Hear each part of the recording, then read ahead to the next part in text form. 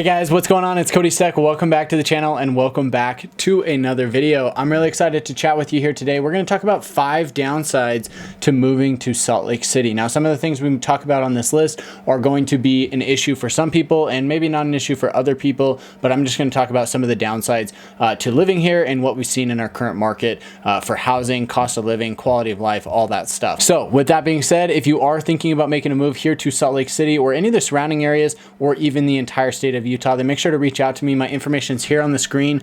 Call, text, or email anytime, and I'd love to hear from you. We've literally helped people from all across the world move here to our beautiful state, and me and my team would love to help you make that transition as well. So without further ado, let's jump into our list here. Number 1, we're going to talk about the inversion that we get here in Utah. Unfortunately, we do get some pretty bad inversion here in Utah in the winter. This is something that has gotten better in recent years, and it is something that generally pops up during the winter.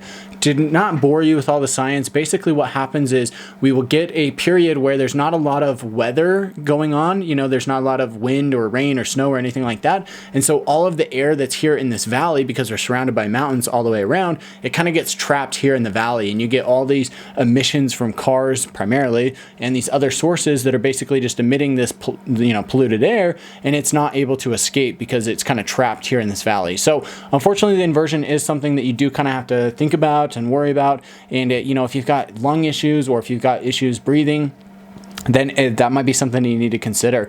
Generally during the summer, it's not bad at all. We do get some days where you might get a little bit, but to me, in my honest opinion, I think this is just about as bad as you would find in any other major city when it comes to air quality. So something worth considering is definitely going to be the inversion that we get here in along the Wasatch Front.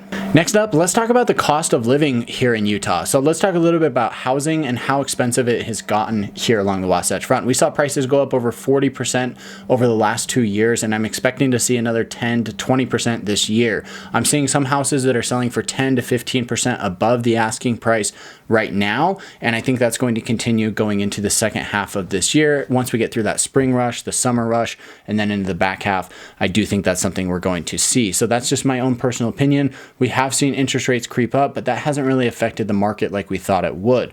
So the cost of living, it has gotten kind of expensive to live here. You know, if you're looking at buying a home, you're probably going to be about $300,000 to $400,000 for a condo, about $400,000 to $500,000 for a townhome, and then single family homes in a good area with a good amount of space, something that's not a total fixer upper, you're looking $500,000 plus. So that being said, if you also want to live in some of the nicer areas, if you want to live on the east side, which is typically a little bit older but does have nicer homes that are a little bit bigger, you could be easily spending $600,000, $700,000, $800,000, even $1 million plus to get the type of property that you want. So it all depends on the age of the home, the area, the location, the features, the size. All of those factors are important, but it has gotten expensive, especially compared to previous years. I'm seeing homes sell today for $900,000 when in the past they were selling for $500,000 or $600,000. So we have seen a pretty big jump in prices as of late. Now, the third thing I want to talk about here on our list today is we got to talk about the homeless population that's growing downtown. Now, if you're coming from other major cities, you probably are going to say, you know what, Salt Lake doesn't have that bad of a problem.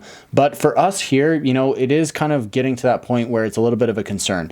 There's a lot of areas downtown where the homeless are camping out, and it's unfortunate that they're in that situation because there's not a lot of options out there for them. I wish there was something that could be done to help this, but it is something that's kind of grown in recent years and is becoming more concerning, especially as, just like we talked about, the cost of housing continues to go up. It's going to be harder and harder for people to afford that, and I think more people will fall into homelessness. So there is something that needs to be done. I don't know exactly what that answer is, but it is something that's kind of concerning. I don't think anybody really out there like seeing people sleeping on the street in tents or sleeping on the sidewalk or sleeping on the park bench or just hanging out, kind of up to no good. So unfortunately, there are some downsides that come with that.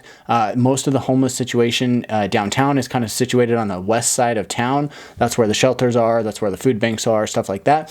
So you will see some homeless people downtown. The good thing on the flip side of that is that once you get out into the suburbs, you really don't ever see homeless people. So that's kind of one of the nice things, is that you don't get those people just hanging out everywhere. It's not like it's spread out into the suburbs. It is really kind of localized in the city. So if you're thinking about moving to the city, that's something you definitely have to take into consideration if you're making that move. Now, for the fourth thing on our list, we're going to jump back to the housing situation and talk a little bit more about that and what's going on. So I want to talk about the lack of housing inventory. Unfortunately, the number of sales that we're seeing in the housing market is down about 20% from where it should be, from where it was 2 years ago. So this is something that's a little bit concerning because you're getting a lot of new inventory coming into the market. You know, a lot of builders who are building these new houses, and those homes are there, you know, theoretically able to be sold maybe this year, last year, something like that, but they've been built up. So we are increasing the overall amount of homes, but the number of sales is actually decreasing. So this is kind of concerning to me that we're seeing a decreasing number of sales, because what's going to happen is when there's not enough inventory, there's not enough people, you know, not enough homes to match all of the buyers' demands. And so buyers get into these bidding wars and it pushes prices up. So I think we will see price increases continue to rise at least until that demand for housing, you know, starts to come down, or we see inventory start to go up and see more supply in the market. So that's something that's a little bit concerning to me. It is one of the downsides to living here. If you are looking for a home, especially if you've reached out to me, you'll know that it's a very day-by-day process. We have to be looking at the market every single day, because when something comes up, it is going to sell very quickly, and it is not going to last on the market very long. So you do have to look at the market literally every single day.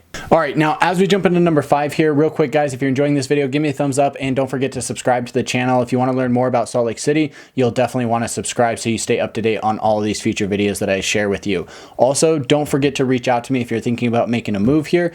And last, please consider sharing this video with a friend or a family member who's also interested in learning more about Salt Lake. I'd love to be able to provide that value to them as well, and it would massively help me out in addition to that. So number 5 on our list here is we're going to talk about the winters. The winters in Utah can be very long. This is my own personal opinion from having grown up here, lived here my whole entire life.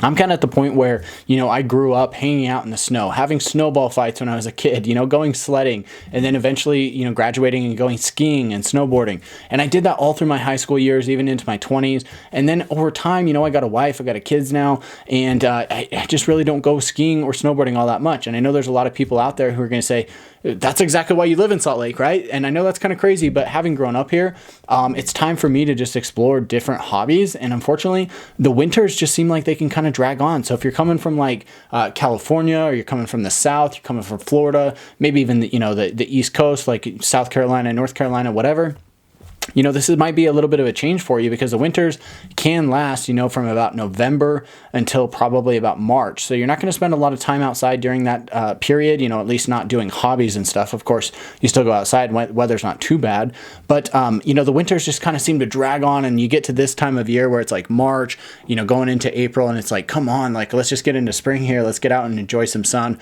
and some nice weather. So that's kind of just my own personal opinion. I know there's going to be people out there who say, you know what, I wish the winter was longer because I'd love to ski more. I'd love to snowboard more.